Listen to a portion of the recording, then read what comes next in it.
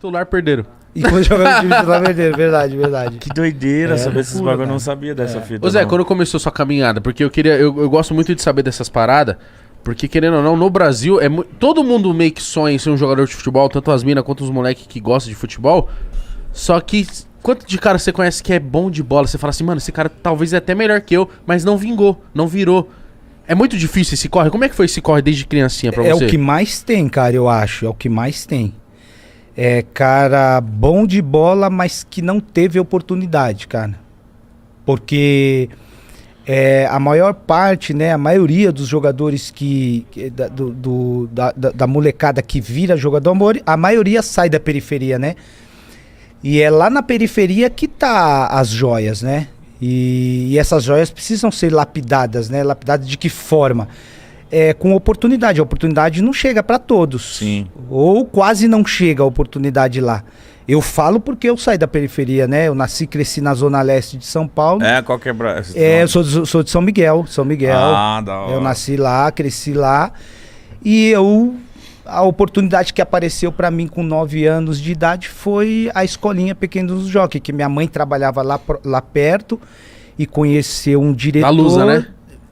Ela trabalhava perto da Portuguesa e em um dos serviços do trabalho que ela teve, e trabalhou perto do Pequenos do Jockey também. Então ela ficou sabendo, através de um diretor do Pequenos do Jockey, que a escolinha já começava com 9 anos. E aí quando eu completei 9 anos, ela me levou no Pequenos do Jockey. Mas com 9 anos você já tinha desenvolto? Eu já tava na rua, eu já tava ralando o joelho, eu já tava arrancando o tampão do dedo, porque não tinha chuteira, né, para jogar na época, não tinha condições também. Então na rua o pessoal já me olhava e falava, pô, esse neguinho aí é embaçado, ele é diferente, ele é diferente. E nessa época minha mãe sempre atenta, assim, ela ouvia muito o pessoal falar. E ela via também dentro de casa também a minha vontade de jogar, né? De jogar bola. Eu não largava a bola, era a bola de manhã até a noite. Então, ela viu que eu gostava e me levou pra escolinha. E aí eu comecei, foda. Cara. E o legal da escolinha, assim, até relatar, né? O Igão perguntou como foi o meu começo. É que a escolinha Pequenos do Jockey era uma escolinha que você tinha que pagar para jogar nela, né? Pequenos do Jockey você tinha que pagar uma mensalidade. Mas eu não tinha condições. E aí a minha mãe falou com o presidente, seu Guimarães, e ele deixou eu jogar como carente. Falou, não, poxa, o menino tem talento. A única coisa que eu vou exigir dele é que ele chegue aqui com a nota, na época era nota ruim, era vermelho, e boa era azul.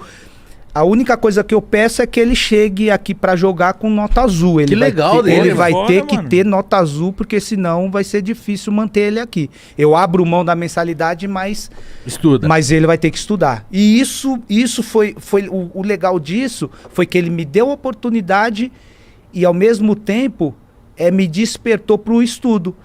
Por mais que quando era moleque, eu não gostava muito de estudar, eu era muito chegado. Mas você estudou porque você tinha que jogar bola. Foi um incentivo. Aquilo ali foi um incentivo. Minha mãe me cobrava. O dia que eu não queria estudar para prova ou fazer lição de casa, ela falava, você não vai fazer? Então, fim de semana, você não vai jogar no Pequenos do Jockey. Aí eu corria, fazia minha lição, terminava, mostrava para ela e isso me incentivou, né? Isso foi muito legal. Que da hora, mano. Que legal essa atitude do seu Guimarães. Do seu Guimarães, porque, pô... Não, o seu Guimarães, Igão, mítico, o cara foi um pai pra mim, cara. Um pai que eu tive pai, mas meu pai na minha adolescência saiu de casa. Mas o seu Guimarães foi um pai em qual sentido? No sentido de abrir as portas dentro do Pequenos do Jockey. E foi um pai também porque, pô, meu pai saiu de casa, minha mãe tinha que trabalhar em 2 empregos e 5 filhos. Nossa. Eu tinha que treinar no sábado para jogar no domingo. Minha mãe até arrumava o dinheiro ali da condução, porque eu tinha que tomar 2 ônibus e o metrô, tinha que atravessar a cidade. 2 horas de travessia. Eu tinha que sair da Zona Leste para ir lá pro Morumbi. Então era 2 ônibus do metrô, baldeação, descia na Sé, Angabaú, subia Parque Dom Pedro e pegava o ônibus pra cair no Jardim Colombo. Então você saía muito Eu cedo. saía muito cedo de sábado, só que sábado eu ia treinar, no domingo eu tinha que jogar. E como que eu voltava pra jogar no domingo, sendo que só tinha o dinheiro do sábado? Do sábado. E aí? Seu Guimarães me levava pra dormir na casa dele. Caralho. Vários fins de semana eu fui dormir na casa do seu Guimarães, só que o grande problema não é nem esse. O grande problema é que, de tanto eu dormir na casa do seu Guimarães, me apelidaram de Neguinho Mijão, porque eu mijava na cama na época. Caralho, ele liberava a casa dele e você mijava lá, mano. Mijava porque, mano, imagina, 10, 11, 12 anos, eu mijei até os 12. Você mijou até Mano, eu não era muito de não mijar. Era de mijar na cama. Mas por que você Eu era mijo até safado? hoje. Você sabia que você tava fazendo merda, mas você mijava. Então, eu mijava na cama porque eu dormia na minha casa. Por que eu descobri que eu mijava na cama? Porque na minha casa a gente dormia numa beliche 3 irmãos. Imagina você dormindo com 3 irmãos. Tá quentinho, a cama tá quentinha. Sim. E na hora de você fazer o xixi, você acha que você quer ir pro banheiro? Quer não. Você vai mijar na cama, tá quentinho. Mano. Aí eu mijei até os 12, velho. Só que... É preguiça mesmo, mano. O cara mijava de preguiça. Ah, não, vai ficar melhor. Vai ficar melhor, vai ficar quentinho. Só que o ruim, velho, é que quando o seu Guimarães me convidava pra ir dormir na casa dele, pra mim era um alívio, porque, poxa, se ele não me convida, eu não ia pro jogo. Só que ao mesmo tempo, pra mim era complicado, porque... Cara, eu não conseguia parar de mijar. E eu mijava não colocou um plástico? Não. Você já pedia ajuda, gente. Vamos colocar um plástico aí pra me ajudar, que eu tenho uma mania de mijar. Eu percebi que depois a esposa do seu Guimarães, ela começou a colocar plástico. Quando eu percebi isso. Só que o ruim pra mim é, imagina ser molequinho, pô, e os moleques te chamando. Zoa, né? Ó o mijão. Zoa. Ó o mijão tá pegando. Aí fiquei com o apelido de mijão. Bom apelido. Mas aí você ficou quanto tempo nessa escolinha pra você começar a galgar outros lugares? Então, o Pequenos do Jogo que você, na minha época, entrava com 9 para 10 e você podia jogar lá só até os 14. Porque depois, quando completa 14 anos, o seu Guimarães sempre achou que é a idade limite para você, quem tem talento... E procurar um clube, procurar um clube, né? Então, o prazo que ele dava era até 14 anos. E aí, quando eu completei 14 anos, foi quando eu saí do Pequeninos do Jó, que foi a última excursão que eu fiz para a Europa com eles. E quando eu voltei, eu fiz um teste no Palestra de São Bernardo, na época, porque teve um diretor lá que me viu jogar no time do meu bairro e me levou para fazer uma avaliação. E eu passei na primeira e estava indo bastante tempo já lá nesse time. E aí quando eu tava... Mas não estava recebendo nada? Não tava. Ali era um parto para conseguir um dinheiro da condução para ir 3 vezes por semana, que os treinos eram 3 vezes por semana. Ai, e aí eu jogando lá já tinha umas 3 semanas, 14 para 15. Foi quando aconteceu uma fatalidade em casa, na minha família, né? Foi quando eu perdi a minha irmã mais velha, braço direito da minha mãe, e a Rejane, né? E aí quando ela faleceu, nessa época eu tinha 14 para 15, saindo do Pequeninos e tentando um time de formação ali, que era o Palestra de São Bernardo. Foi bem nesse período que eu desisti. Foi quando eu desisti de querer jogar. Foi quando a minha irmã faleceu e eu cheguei na minha mãe, porque ela era o braço direito, ela que trazia o sustento dentro de casa, éramos em 5. E eu falei para minha mãe que eu já estava indo 3 semanas e os caras não me federavam, não tinha... Ela era a Rejane que dava o dinheiro da condução.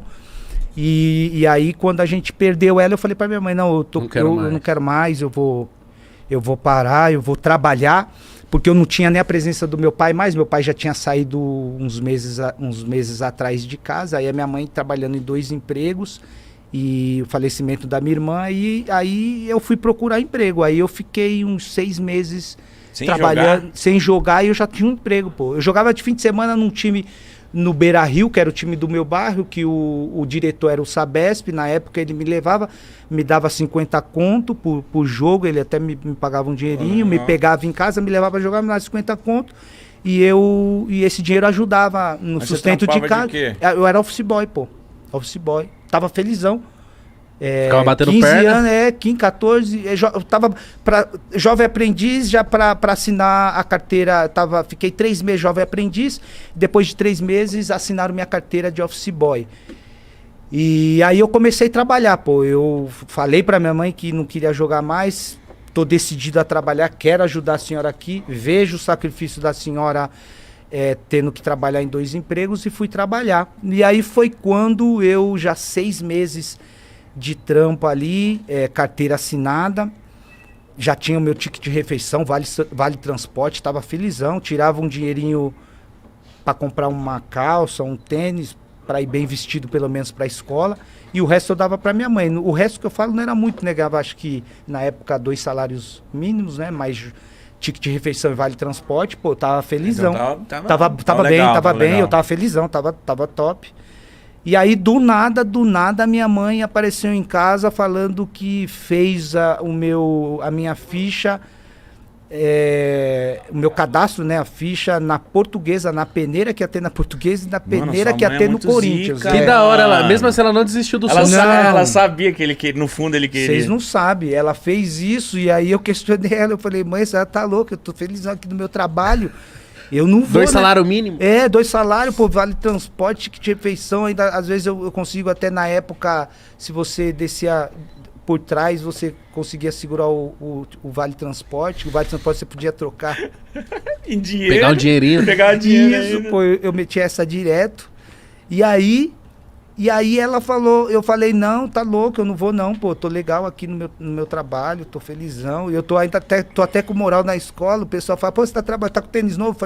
Eu falo, tá trabalhando do quê? Office boy na quebrada na época era bem visto, porque ganhava um dinheirinho, comprava sua calça ali, Zump na época, é que vocês são novos, vocês não Mas tô ligado, minha mãe fala da Zump. Zump era embaçado, tinha uma Zumpzinha, conseguia um Adidas de couro ali, ou às vezes um quichutinho pra jogar, pra bater uma bola. Então eu conseguia, com meu saláriozinho, comprar pelo menos um tênisinho. Então eu tava feliz, pô. Ia pra escola já bem vestido. E aí, quando ela veio com essa, fiz a sua inscrição na Portuguesa. Daqui 2 meses a gente vai lá fazer a peneira. Aí eu falei, mãe, eu não vou não. Eu não vou porque eu tô trabalhando. E a senhora também, como é que a senhora vai me levar? Porque ela que sempre me levou, né? Aí ela falou, não tem problema não. Vou pedir dispensa pro meu patrão e peço pro teu também, que eu já conheço ele. Aí ela pediu dispensa e o patrão me dispensou, eu torcendo pra ele não me dispensar, né? Sério, mano? Na semana eu até falei pra ele, acho que, se eu não me engano, o nome dele era Sr. Edivaldo. Falei, Sr. Edivaldo, minha mãe vai chegar aí e ela vai falar de liberar pra fazer a peneira aí num clube. Fala pra ela que durante a semana a gente vai ter bastante serviço aqui, eu vou ter que entregar bastante carta, vou ter que ir no banco. Eu não tô afim de ir, não. Eu falei isso pra ele, pô. Só que aí eu não sei qual foi a artimanha dela que ela falou com ele, e aí ele acabou Talvez me liberando. Ela sabia que você ia conversar com ele. Pode ser. Aí ele acabou me liberando. Aí quando ele me liberou, eu falei, agora não tem jeito, vou ter que ir. E aí foi quando eu fui. Aí... E aí, mas você chegou lá pra fazer um teste? Ou... Não era nem teste, não. Era peneira, Era peneira, mano. Quantos... Teste é indicação. Alguém te indica, você vai e faz teste no time da tua categoria, da tua idade. Peneira, você faz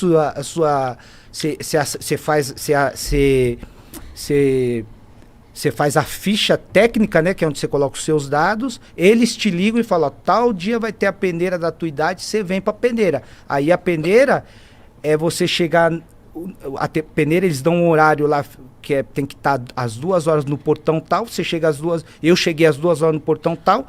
Quando eu cheguei às 2 horas no portão tal, lá no Canindé, eu quis voltar para trás porque a fila para peneira tava dando volta no Canindé. Eu falei, mãe, nossa, chegamos às 2, a gente não vai entrar para jogar, para fazer a peneira aí nunca.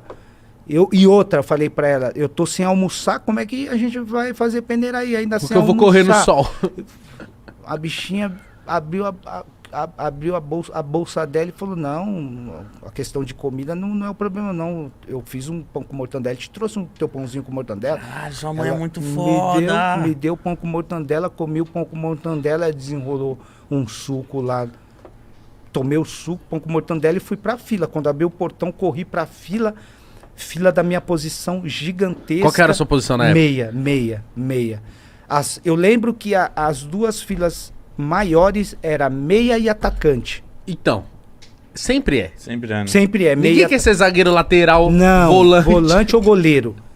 Aí quando eu vi essas duas filas que eram as maiores, e aí minha mãe me deu pão com mortandela. Eu falei, não, então a gente vai ter que fazer essa peneira aí. Aí eu fui pra fila. Quando eu cheguei na fila, a fila da minha posição gigantesca. Aí eu comecei a olhar para as filas menores. Eu falei, mano, vou entrar em alguma dessas filas menores. As filas era quem eram os primeiros, lateral, esquerdo, direito, entrava pro campo, dividia os times e ia jogando. Então a fila era por posição.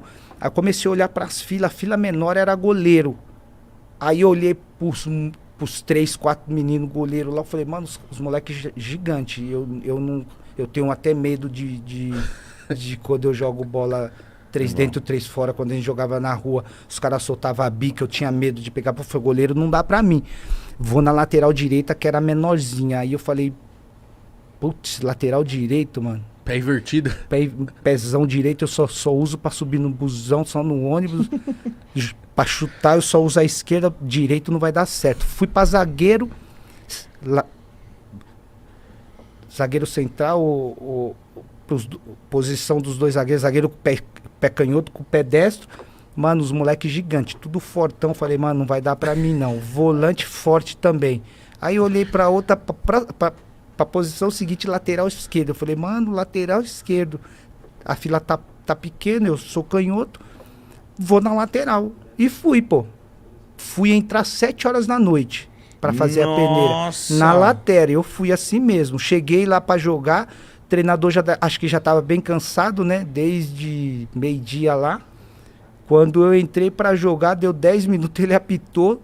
Todo mundo correndo atrás da bola, porque você não guarda a posição, você quer fazer gol, você quer dar uma assistência. Você quer se aparecer. Você quer se aparecer. Então, pra aparecer, você tem que correr atrás da bola. Lembro que nem na bola eu quase toquei.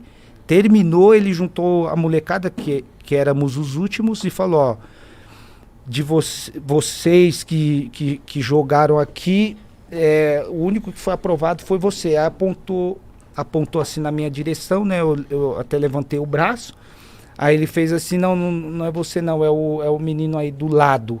Era o menino do meu lado, apontou qual o teu nome, pegou o nome, idade, pá. Não, você vem daqui 2 meses, daqui uma semana, a seletiva vai estar menor, você vai passar para a próxima fase de avaliação. Os demais, infelizmente não deu certo, continua estudando, tenta outra coisa ou volta o ano que vem. E você tava nesse bolo? Tava no bolo. Terminou, todo mundo levantou ali, eu muito desapontado, triste, né? Porque, pô, na minha cabeça vinha, perdi meu dia de trabalho pra vir aqui, não ser aprovado, os caras nem me olharam direito. E tô indo em direção da minha mãe pra gente ir pra Marginal pegar o ônibus pra ir pro metrô, do metrô pra casa. Aí eu tô triste falando com ela e quando eu fui falar pra ela, pô, mãe, tá vendo? Eu falei pra senhora que não era pra gente vir, pô, eu já tinha falado, o cara nem me viu, eu conversando com ela, eu olho pro lado e ela já não tá mais do meu lado. Aí eu procuro ela, olho pra trás, tá ela e mais 2 mães de longe, assim, eu escutei elas questionando o treinador. Poxa, a gente faltou no nosso trabalho, meu filho até trabalha, pedi dispensa para chegar aqui, vocês darem 10 minutos, isso não é justo, o senhor foi muito mal no critério de avaliação, não sei o quê, eu escutando isso. E aí ela parou de falar, eu de longe eu vi que ele estava anotando na prancheta dele lá. Aí ela veio na minha direção pra gente ir pro ponto. Eu falei, mãe, que a senhora foi falar com o treinador? Falei, não é justo, poxa, a gente tá aqui desde do meio-dia, abriram o portão, ficamos nessa fila aí, deram 10 minutos pra você, não sei o que. Eu fui falar isso pra ele, mas ele anotou o teu nome, quarta-feira você vai voltar Olha, mano. Foi, mano. Quarta-feira você vai voltar e a seletiva vai ser menor, você vai ter mais tempo para eles te avaliarem e eu vou falar de novo com o seu patrão. Olha. Aí foi assim, mano. E aí ela falou de novo com o meu patrão, ele me liberou e eu fui de novo. Lateral esquerdo de novo. Aí eu fui como meia porque já tinha menos garotos, sim. né? Não era aquela quantidade enorme, já era menos, né? Já era mais uma seletiva. Então eu consegui fazer a avaliação na minha posição e aí a partir daí eu fui voltando todas as quartas-feiras. E aí, para voltar todas as quartas-feiras, eu não tinha o dinheiro para voltar todas as quartas-feiras. Eu lembro que em uma quarta-feira a minha mãe tirava o dinheiro da mistura, que a mistura era um ovo, às vezes a sardinha. Quando ela tirava na quarta-feira o dia da mistura, ela pedia emprestado na outra. Mas eu não deixei de ir em nenhuma das quartas. Ela sempre conseguiu buscar o recurso que não tinha dentro de casa. Então eu costumo dizer que a minha mãe, ela mesmo sem ela saber, ela foi uma empreendedora dentro de casa. Ela investiu em uma empresa que para muitos não tinha futuro. Ou para muitos uma empresa que ninguém tinha a garantia que ia dar certo, nem ela. Mas ela investiu o que ela tinha, o mínimo que ela tinha. E o mínimo era a mistura ou um dinheiro emprestado. E quando eu falo dela, eu sempre falo que mesmo que no processo da nossa caminhada, sempre vai acontecer situações que vão fazer a gente desanimar, retroceder ou fazer o que eu fiz. Enterrar o meu sonho. Mas sempre no meio desse processo vai ter alguém que vai nos incentivar, vai ter alguém que vai nos estimular, vai ter alguém que vai falar para você: